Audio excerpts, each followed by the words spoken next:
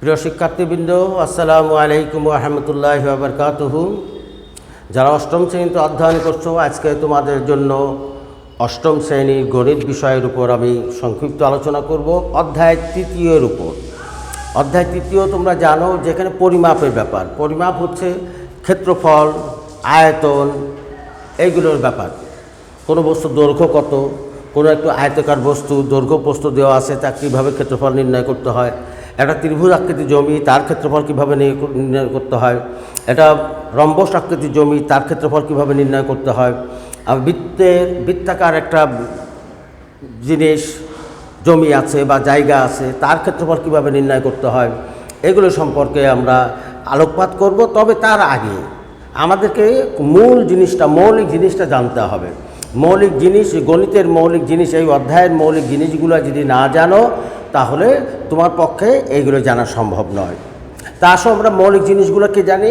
এই তৃতীয় অধ্যায়ে এখানে যে জিনিসগুলি উল্লেখ করা আছে, তোমরা পৃষ্ঠা খুললে তোমরা পেতে পারো যে পরিমাপের যে একক ধরা হয়, যে পরিমাপ করা যায়, ম্যাট্রিক পদ্ধতি পরিমাপ করা যায়, দেশীয় পদ্ধতি পরিমাপ করা যায়, তো আন্তর্জাতিক পদ্ধতিতে পরিমাপ করা যায়।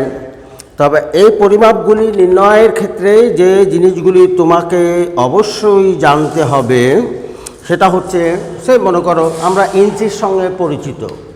1 ইঞ্চি সমান কত সেন্টিমিটার? 1 ইঞ্চি সমান কত সেন্টিমিটার? 1 ইঞ্চি সমান 2.54 সেন্টিমিটার।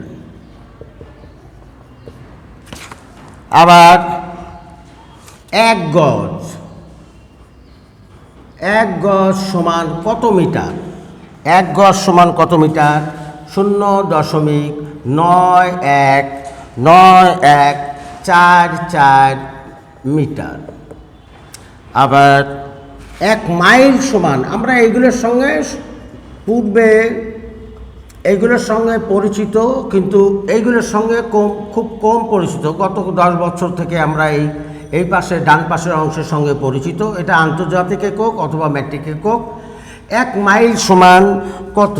1 মাইল সমান 1.61 কিলোমিটার। এগুলো আমরা জানি। আবার 1 মিটার সমান, যখন মিটার আসতো কিলোমিটার, 1 মিটার সমান কত? 1 মিটার সমান 39.37 ইঞ্চি। আবার 1 কিলোমিটার সমান কত? 1 কিলোমিটার সমান কত? 1 কিলোমিটার সমান 0.62 মাইল প্রায়। এখানেও আমাকে প্রায় লিখতে হবে, সব জায়গায় প্রায়, এগুলো আমাদেরকে লিখতে হবে। এই জিনিসগুলো সম্পর্কে, এই গেল হচ্ছে দৈর্ঘ্য পরিমাপের ক্ষেত্রে এইগুলি আমাদের প্রয়োজন হয়। আসো এবার আমরা যদি ভর পরিমাপ করি, সেই ক্ষেত্রে আমরা কি পাবো? যে জিনিসটি তোমাকে জানতে হবে, 1 কুইন্টাল। 1 কুইন্টাল সমান 1000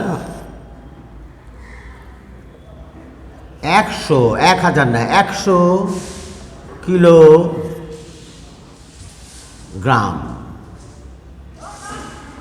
100 kilogram. 1 metric ton. 1 metric ton সমান 1000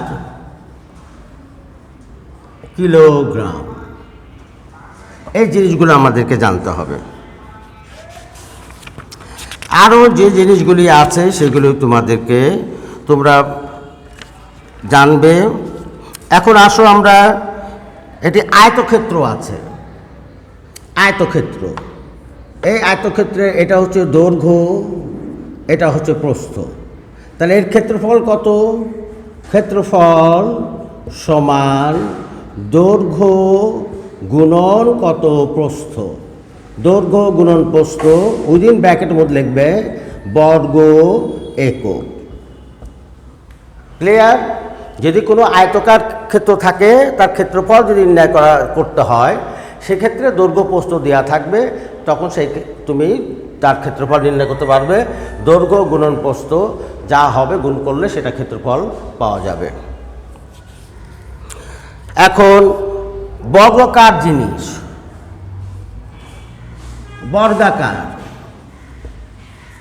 বর্গাকার ক্ষেত্রের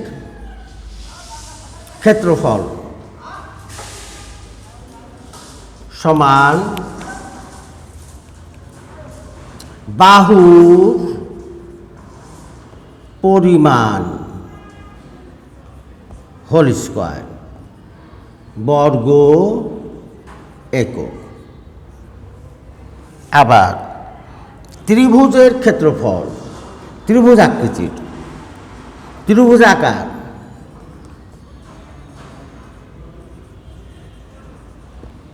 ক্ষেত্রের ক্ষেত্রফল হাফ ইন্টু ভূমি ইন্টু উচ্চতা। এটাও ঠিক ওই একই কথা লিখবে, বর্গ একক। আজকে আমরা এই তিনটা জিনিসের উপরে আলোচনা করব। এই তিনটা জিনিসের উপরে আলোচনা যদি করি তাহলে আমরা এরপরে তোমরা 34 এবং 35 পৃষ্ঠার যে মানগুলি দেওয়া আছে সেগুলো তোমরা ভালো করে পড়বে। একটি বাক্স,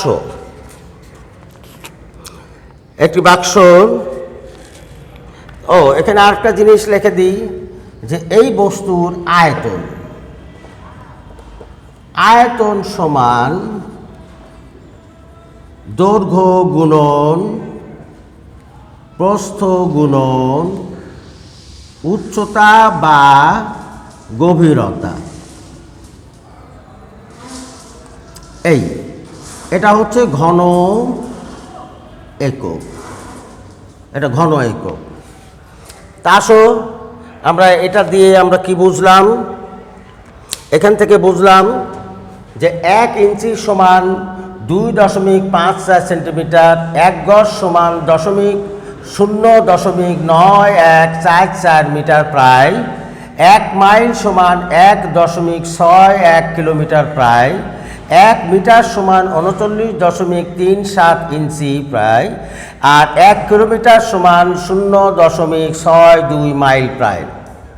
এগুলো জানলাম। আরও কি, এবার ভরের ক্ষেত্রে যে 1 কুইন্টাল সমান 100 কেজি বা 100 কিলোগ্রাম, 1 মেট্রিক টন সমান 1000 কিলোগ্রাম। এখন যদি একটা চতুর্ভুজ দেওয়া থাকে তার আয়তন আমি কিভাবে নির্ণয় করব? তার আয়তন নির্ণয় করার দৈর্ঘ্য গুণন প্রস্থ গুণন উচ্চতা। আর এই চতুর্ভুজটা যদি গর্ত মানে গভীরতা সম্পন্ন হয় সেটা উচ্চতার জায়গায় কি হবে? গভীরতা হবে। এই ক্ষেত্রফল কত হবে? দৈর্ঘ্য গুণন প্রস্থ। আর একটা যদি এই চতুর্ভুজটা যদি তার 4টে বাহু যদি সমান হয় তাহলে এটা বর্গক্ষেত্র হবে। তো বর্গাকার ক্ষেত্রের ক্ষেত্রফল বাহুর পরিমাণ হোল স্কয়ার বর্গ একক। আর যদি এটাকে যদি আমি একটা ত্রিভুজ বানাই তাহলে ত্রিভুজের ক্ষেত্রফল আমি কিভাবে নির্ণয় করব? যদি ত্রিভুজ বানাই, যে এই ত্রিভুজের ক্ষেত্রফল কিভাবে নির্ণয় করব? মনে করো এ বি সি একটা ত্রিভুজ, এই ত্রিভুজের ক্ষেত্রফল নির্ণয় করার সূত্র হচ্ছে হাফ গুণন ভূমি গুণন উচ্চতা। এইটা হচ্ছে তুমি পেলে ভূমি, আর এখান থেকে এটুক টানবে, এটুক উচ্চতা হয়ে যাবে। তাহলে উচ্চতাকে যদি HG প্রকাশ করো, যেভাবে তুমি করো তাহলে কি হবে? তাহলে হাফ ইন্টু ভূমি ইন্টু উচ্চতা ইজিক্যাল টু ত্রিভুজের ক্ষেত্রফল। এখন আমরা আসো একটা অঙ্ক আমরা করি।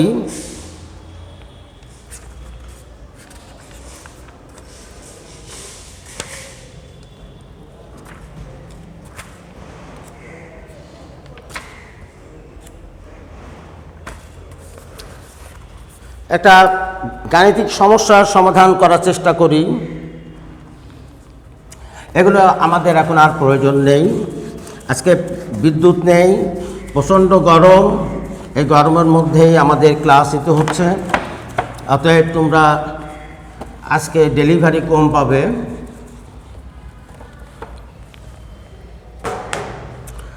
একটি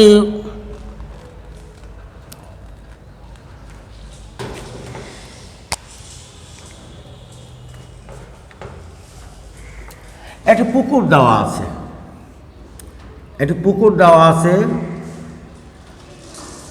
এই পুকুরের দৈর্ঘ্য দেওয়া আছে কত, 60 মিটার,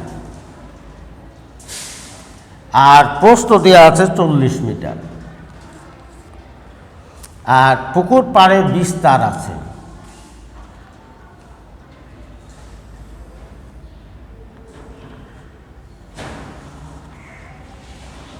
এটা 3 মিটার। কয় মিটার? 3 মিটার। এখন বলা হচ্ছে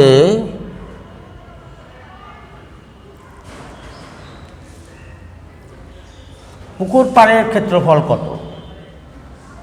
পুকুর পাড়ের ক্ষেত্রফল কত?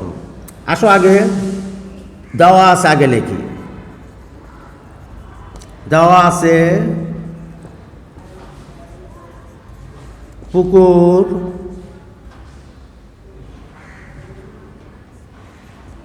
দৈর্ঘ্য সমান 60 মিটার, প্রস্থ সমান 40 মিটার, বিস্তার সহ পুকুরের দৈর্ঘ্য দুই দিকে বাড়ছে, এদিকেও 3 মিটার, এদিকেও 3 মিটার। 60 যোগ 2 গুণন 3 মিটার বা 66 মিটার। আবার বিস্তার সহ পুকুরের প্রস্থ 40 যোগ 2 গুণন 3 মিটার বা 46 মিটার। এখন পুকুরের ক্ষেত্রফল, এখন পাড় সহ পুকুরের ক্ষেত্রফল, পাড় সহ পুকুরের ক্ষেত্রফল 66 গুণন 46 বর্গ মিটার। এখন এটা গুণ করতে হবে। আর শুধু পুকুরের ক্ষেত্রফল,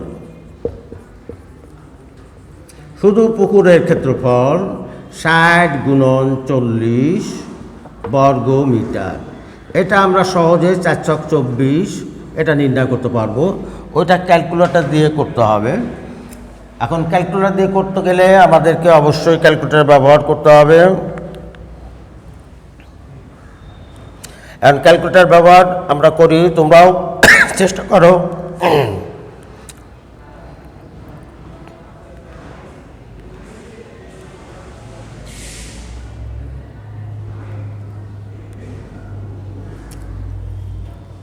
এটা হলো 3036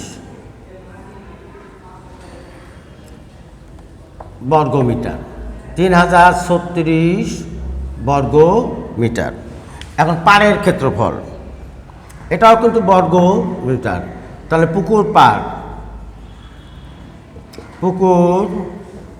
পাড়ের ক্ষেত্রফল সমান 3036 বিয়োগ 2400 বর্গ মিটার সমান 366 বর্গ মিটার। অর্থাৎ উত্তর পেয়ে গেলাম কি? উত্তর পুকুর পাড়ের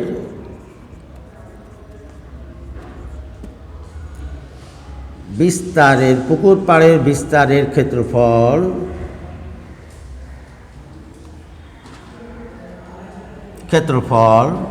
সমান ক্ষেত্রফল কমাদি 636 বর্গ মিটার। প্রিয় শিক্ষার্থীবৃন্দ, আজকে এই পর্যন্তই। তোমাদের কাছ থেকে আমি যা আশা করছি তা হচ্ছে এই অধ্যায়ের অঙ্কগুলি বিবিধ রকম আছে, তোমরা চেষ্টা করবে বাসায় বাসায় চেষ্টা করলে ইনশাল্লাহ তোমরা এই অঙ্ক সমস্যার সমাধান করতে পারবে। মনে রাখবা জিএসসিতে এই অধ্যায় থেকে একটি অঙ্ক থাকবেই, অতএব 10 নম্বর তুমি এখান থেকে পাবে। তো তোমরা বাসায় সবাই এই অধ্যায়ের উপরে চেষ্টা করবে, না পারলে আগামী ক্লাসে তোমাদেরকে আমাদের সঙ্গে যোগাযোগ করবে।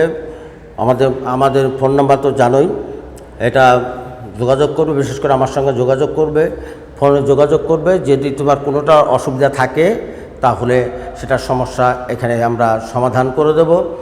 আর তোমরা এখন করোনা দেখছো, তোমরা টেলিভিশনে দেখেছো, করোনা মহামারী আকারে ধারণ করেছে। অতএব তুমি আমরা সবাই সাবধান হই, যেখানেই যাই না কেন মাস্ক পরিধান করি এবং হাত ধুয়ে বাসাতে যখন বাইরে থেকে বাসায় যাব তখন সাবান দিয়ে হাত ধুয়ে কোনো কিছু নাকে মুখে হাত আমরা স্পর্শ করব, খাওয়া দাওয়া করব। কাপড় চোপড় পরিষ্কার পরিচ্ছন্ন থাকবে। চেষ্টা করবে বাইরে থেকে ঘরে গেলে যদি কাপড়টা দীর্ঘ সময় তুমি 2-3 ঘন্টা যদি বাইরে থাকো তাহলে সেগুলো সঙ্গে সঙ্গে ওয়াশরুমে গিয়ে সেগুলো পাউডার দিয়ে ধৌত করে দিবে। আর তোমার পায়ের যে স্যান্ডেল সেটা বাইরে রাখবে এবং মাঝে মধ্যে স্যাভলন পানি দিয়ে স্প্রে করে নেবে। কারণ তোমার কেউ যদি বাইরে থেকে এই ভাইরাস নিয়ে বাসাতে বা বাড়িতে প্রবেশ করে, অন্যরাও তুমি যদি ভাইরাস নিয়ে প্রবেশ করো তাহলে তোমার ভাইরাস দ্বারা অন্যরাও আক্রান্ত হতে পারে। এটা অত্যন্ত দুঃখজনক হবে যে একজনের অসচেতনতার কারণে অন্যরা আক্রান্ত হচ্ছে, এটা কখনোই কাম্য নয়। তোমরা বাইরে কম যাবে, প্রয়োজন ছাড়া বাইরে যাবে না, আর নিজেকে সুরক্ষা করবে, পরিবারের সবার সুরক্ষার জন্য চেষ্টা করবে। এই বলে আজকের এই 8ম শ্রেণী গণিত পাঠ আজকের মতো এখানেই সমাপ্তি ঘোষণা করছি। তোমরা ভালো থাকবে, আশা করি আগামী ক্লাসে তোমরা আমাদের সঙ্গে আবার সংযুক্ত হবে। আসসালামু আলাইকুম ওয়া রাহমাতুল্লাহি ওয়া বারাকাতুহু।